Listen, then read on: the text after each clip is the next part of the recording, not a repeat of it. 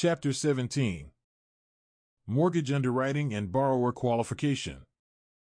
The primary purpose of a credit analysis of a mortgagor is to ensure that the borrower has both the ability and the intention of complying with the mortgage agreement. Which of the following lenders are impacted by the stress test borrower qualification rule for uninsured mortgages implemented in January 2018? 1. Chartered banks. 2. Trust companies. 3. Federally regulated financial institutions. The correct answer is all of the above. Which of the following statements regarding the stress test borrower qualification rule for uninsured mortgages is true? The stress test mortgage qualifying rate is also known as the benchmark interest rate. When a borrower is unable to make the mortgage payments, in part or full, it may be due to loss of employment.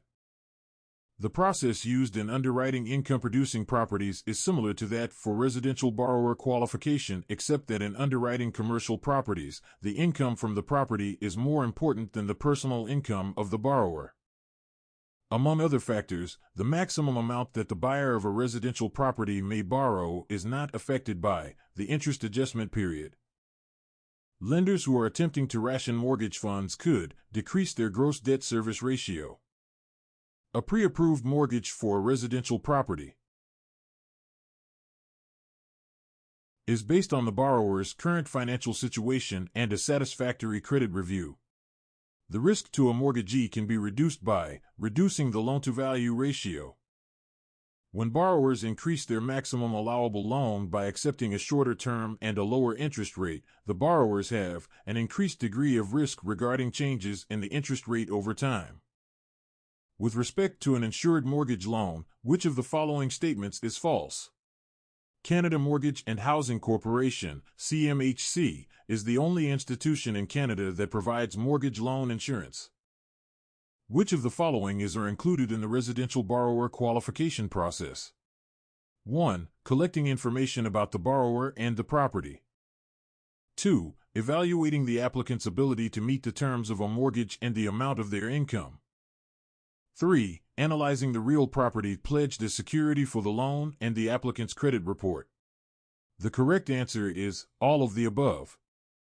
In commercial mortgage underwriting, the factor calculated by dividing the annual net operating income by the annual sum of monthly mortgage payments is referred to as the debt coverage ratio. Which one of the following statements is false? The market share of Canadian subprime mortgages is much larger than in the U.S. Which of the following is not a procedure commonly used by a large institutional lender in order to reduce the risk associated with a particular mortgage loan? Increase in the interest rate charged. Which of the following statements regarding financial covenants of the mortgagor, borrower, is false? Lenders always make the property tax payments for the borrower to ensure that the property taxes do not fall into arrears. With respect to an insured mortgage loan, which one of the following statements is false? The lender has only the personal covenant of the borrower and the value of the property for security.